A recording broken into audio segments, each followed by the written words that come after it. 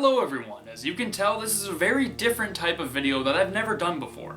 I've mentioned throughout this week that I wanted to do a spoiler review of Split, and I decided why not do an in-depth review and talk about why it's so great for me. Because, as you know, Split kinda blew me away, like I said in my review.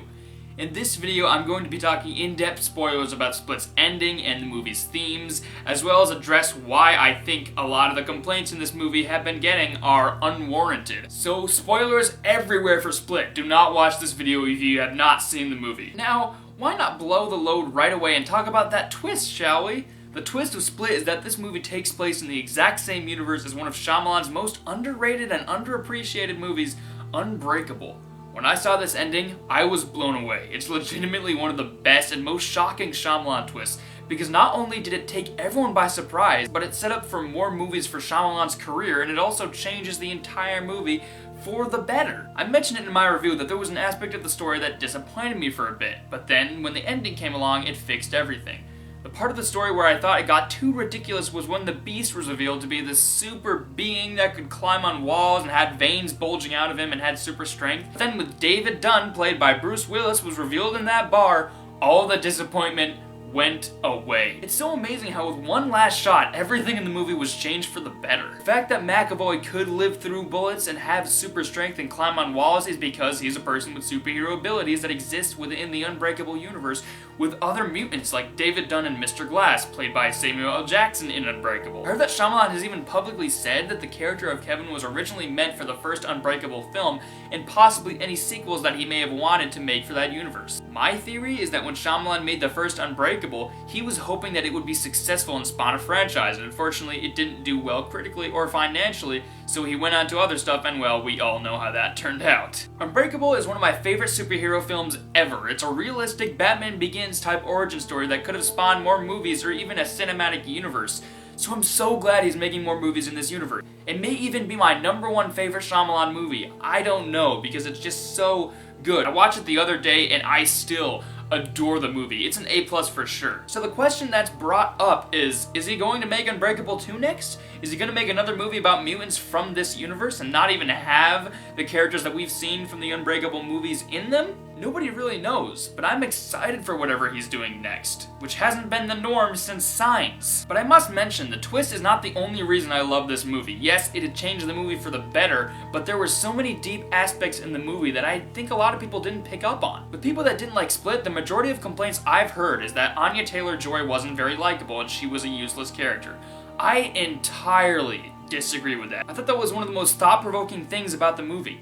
At first, the flashbacks with her father and uncle felt unnecessary, and I was confused as to why they were there, but I knew that this is yet another Shyamalan movie that requires patience, so I waited to find out the relevance. Turns out her father tragically passed away, and he was very close to her, and she ended up being taken care of by her uncle, who abused her. This makes your character so much more investing because when she is captured by Kevin, she was entirely calm, and she was very much an introvert who seemed very outcast. As soon as I saw her, I knew that Shyamalan would have a certain reason as to why she acted the way she did, and her uncle's abuse was that reason. The disturbing part is, you can tell that the stuff she went through with Kevin is similar to what she's gone through with her uncle because she seems so used to the situation. It raises the question, what's better, being captured by Kevin or going back to her abusive uncle? This is not only extremely disturbing and thought-provoking, but it's also a very realistic thing in the real world, because this is a common thing a lot of teens and children go through.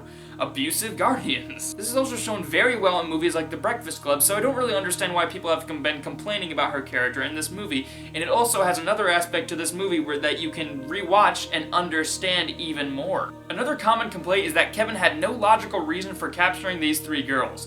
At first I was wondering why he captured them too, but then I noticed he is a very different person that was also abused his entire life, which caused all these personalities to take form. We see several times flashbacks of what his parents did to him in childhood and how that drastically affected him to the point where he wanted to make anyone who had any joy in their life unhappy or experience misery like he did. It's some of the best motivation I've seen for a super villain ever. We notice throughout the movie that Casey is different from the other 2 girls because those girls have very good lives and are mainly pretty happy.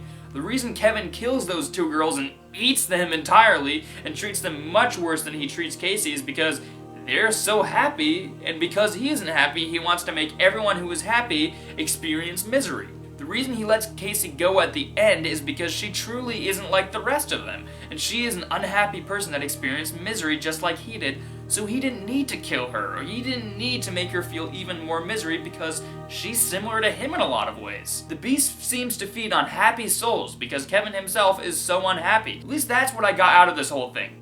Another complaint about this movie that I really don't understand is that several people said that the Beast being his 24th personality was a very predictable part of the movie. Well, of course it's predictable because Shyamalan meant for you to know that from the beginning. Look at the text on the poster. Look at the trailers. It's obvious Shyamalan intended for people to know that the Beast was the 24th personality. That isn't even the main twist or point that the movie was trying to make in the first place, so I didn't understand why people had complaints with that aspect of the movie. Keep in mind that this is entirely opinion-based, and this is just what I got out of the movie. For me, this is a movie you need to be patient with and actually use your brain while watching it to understand the deeper meaning, similar to his first three movies, Sixth Sense, Unbreakable, and Signs. All four of those films have very clever writing and information that isn't spoon-fed into your mouth.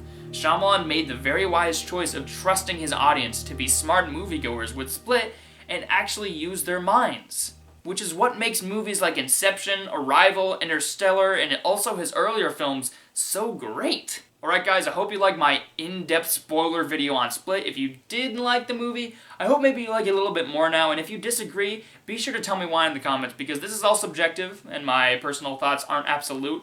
And also, if you like this video, be sure to like it, and be sure to subscribe, and be sure to share it around to anyone else who took the time to go see Split. Alright, bye-bye now.